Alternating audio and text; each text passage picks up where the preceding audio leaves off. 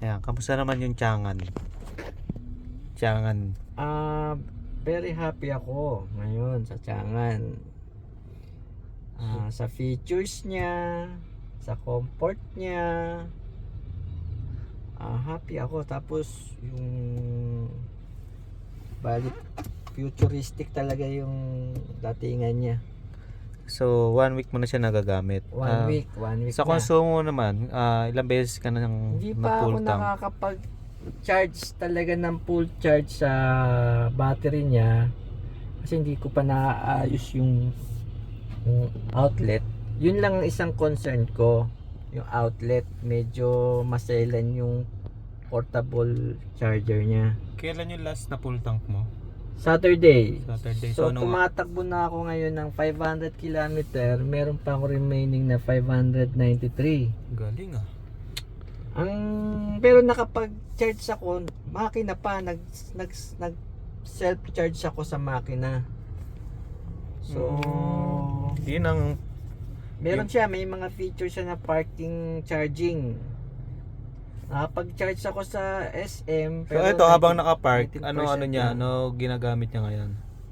Habang nakaganyan ka. Actually ngayon, battery lang siya, patay ang engine. Pero nasa 24% na. Mamaya mag-hybrid na siya. So mag-generate na si makina.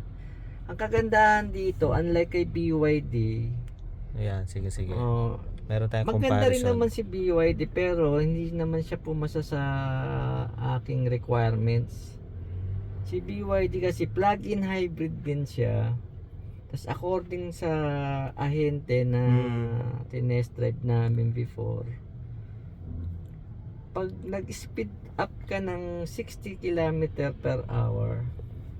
mag-i-engage na si makina. Which is kahit naka full charge ka. So, papalit-palit. Unlike dito kay Tiangan, kay Nivo,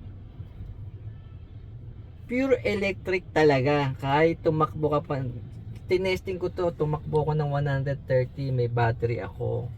Pure EV lang talaga siya. So ayan, narinig nyo guys. Sa susunod po, meron po tayong panibagong review pagdating kay Tiangan. Yes.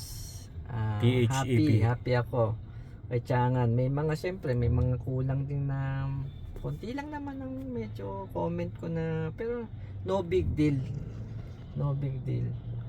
Yan guys, medyo mahihayin po yung natin, kaya ayaw niya muna ipakita yung mukha niya. Next video na lang po natin ulit, masyadong mahaba na po.